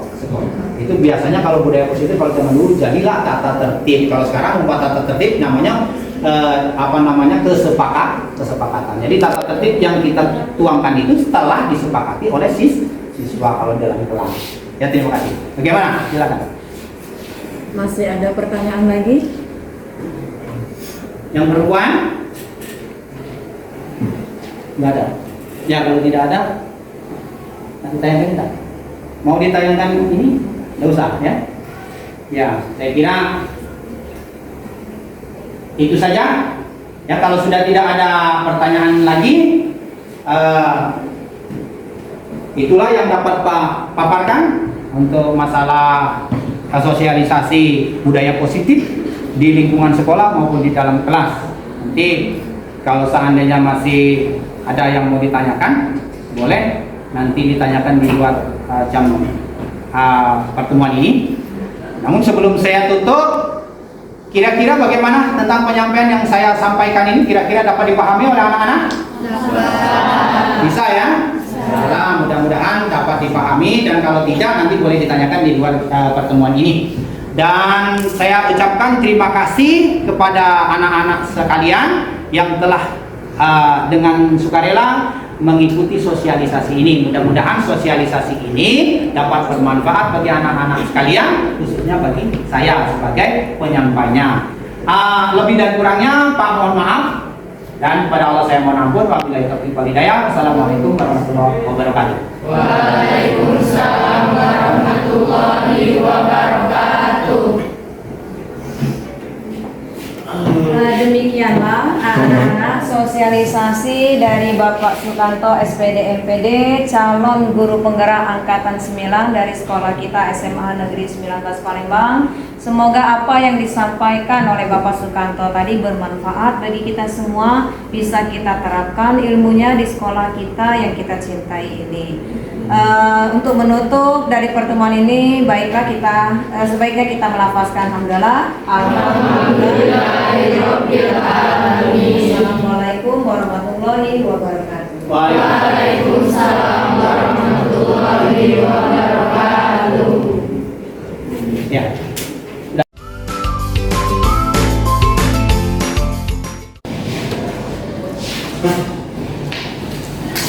Assalamualaikum warahmatullahi wabarakatuh. Waalaikumsalam warahmatullahi wabarakatuh. Apa kabar anak-anak? Alhamdulillah luar biasa. Allahu Akbar. Terima kasih. Alhamdulillah. Mudah-mudahan kita semua senantiasa diberi kesehatan seperti yang kita harapkan. Baiklah anak-anak sekalian, kita memulai pertemuan kita pada pagi hari ini. Sebaiknya kalian terlebih dahulu berdoa seperti biasa. Nah, nanti sebentar lagi setelah kita berdoa, kita akan buat kesepakatan kelas. Untuk itu silakan ketua kelas atau sekretaris atau siapa yang mau berdoa terlebih dahulu. kelas. Sebelum kita memulai pelajaran pada hari ini, baiknya kita berdoa menurut kepercayaan masing-masing. Berdoa mulai.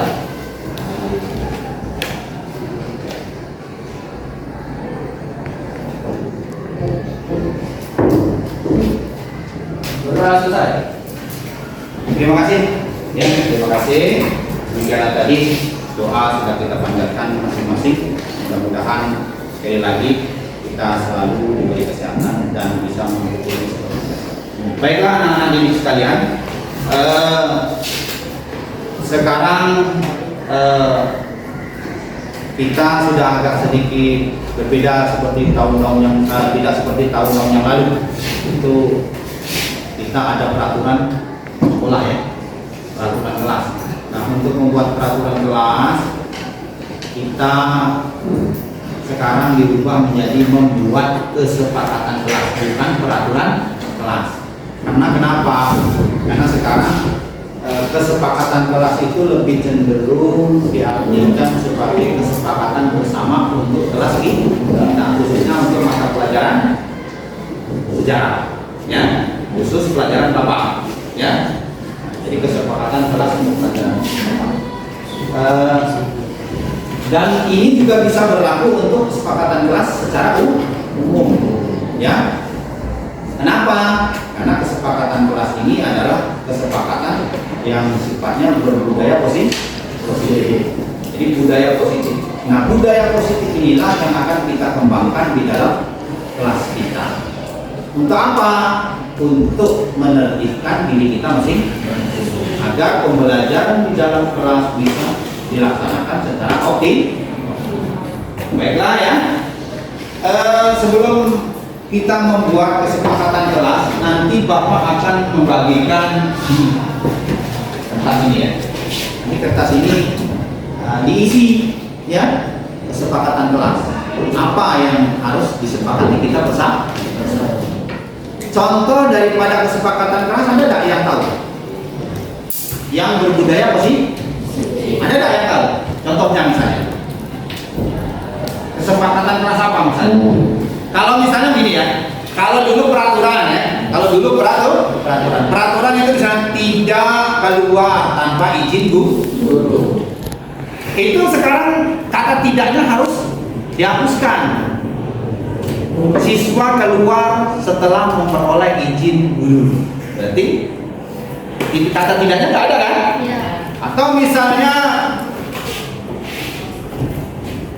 tidak merokok di dalam kelas. Itu kan peraturan ya, peraturan tidak merokok di dalam kelas. Kalau tidak merokok di dalam kelas termasuk Bapak. Kalaupun Bapak misalnya merokok, tidak merokok. Nah, sekarang kesepakatan kelas yang berbudaya positif, kata-kata tidak merokok di dalam kelas itu berubah menjadi apa? Ruang kelas bukan tempat merokok. Bisa tidak begitu? Bisa ya, ruang kelas bukan tempat merokok, baik guru maupun siswa. Jadi kalau misalnya siswa merokok, melanggar dia peraturan kesepakatan kelas. Ada lagi yang lain, misalnya buang sampah pada tempatnya, buanglah sampah pada tempatnya.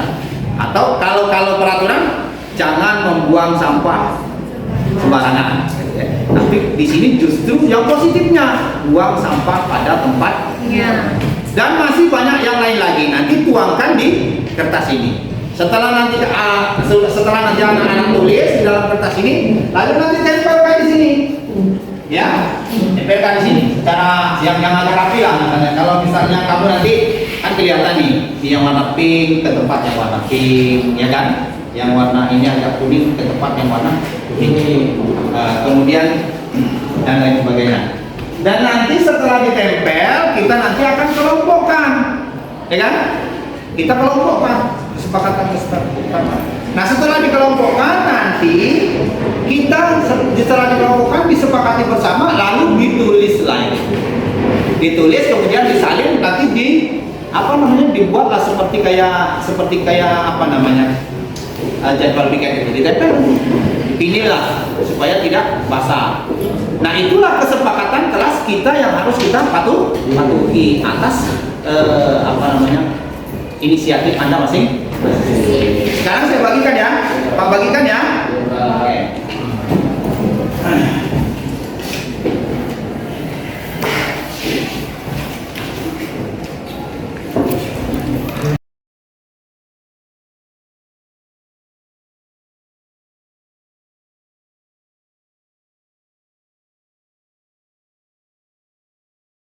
Semua. Jadi silakan ditulis.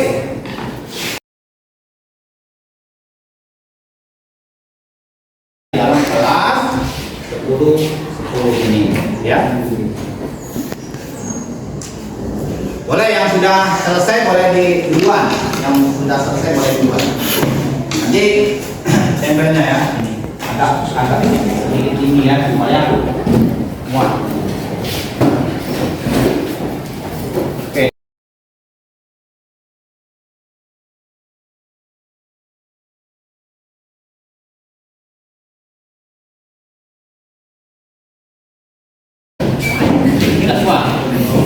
Kalau bisa dibacakan dulu ya. Antaranya ini. Ini yang satu. Tertib saat belajar, memperhatikan guru saat menjelaskan. Ini ya, memperhatikan guru saat menjelaskan ini.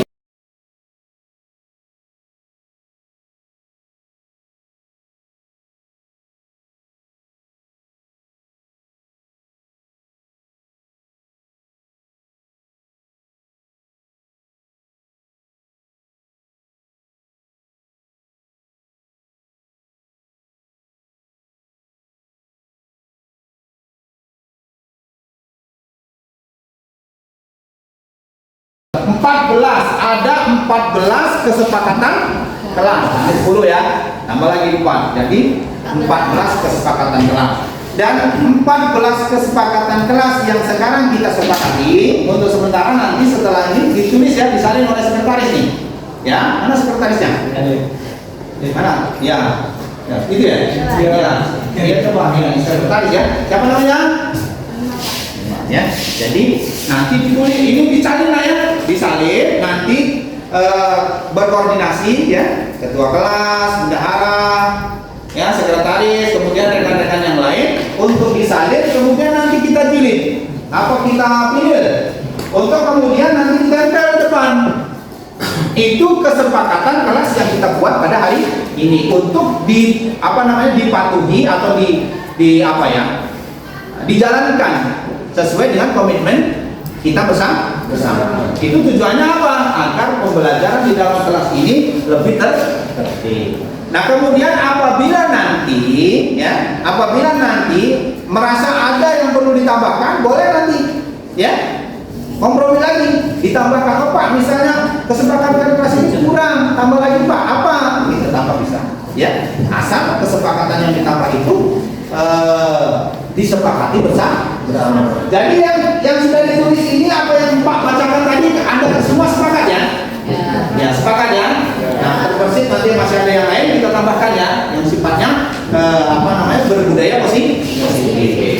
Nah, sebelum kita tutup dan kita ambil kembali, ada yang mau ditanyakan?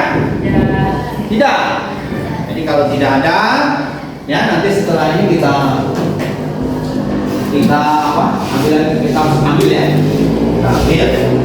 Ini nanti saja ya. Nanti setelah selesai ini nanti ketua kelas sama sekretaris ambil, kemudian nanti disalinkan ya. Disalinkan, kemudian kembali lagi tadi nanti diketik yang bagus, kemudian nanti kita pinil. Kemudian setelah dipilih nanti gantungkan di depan agar kita semua bisa membacanya ya setiap kita masuk. Itu saja kira-kira untuk pembuatan kesepakatan kelas pada pagi hari ini ya. Mudah-mudahan kesepakatan kelas yang telah kita buat bersama ya dapat kita jalankan dengan penuh kesadaran dan tanggung jawab. Kalau tidak ada kebanyakan. Terima kasih atas partisipasinya. Mudah-mudahan ini bermanfaat. Saya akhiri. Wabillahi taufiq wal hidayah. Wassalamualaikum warahmatullahi wabarakatuh.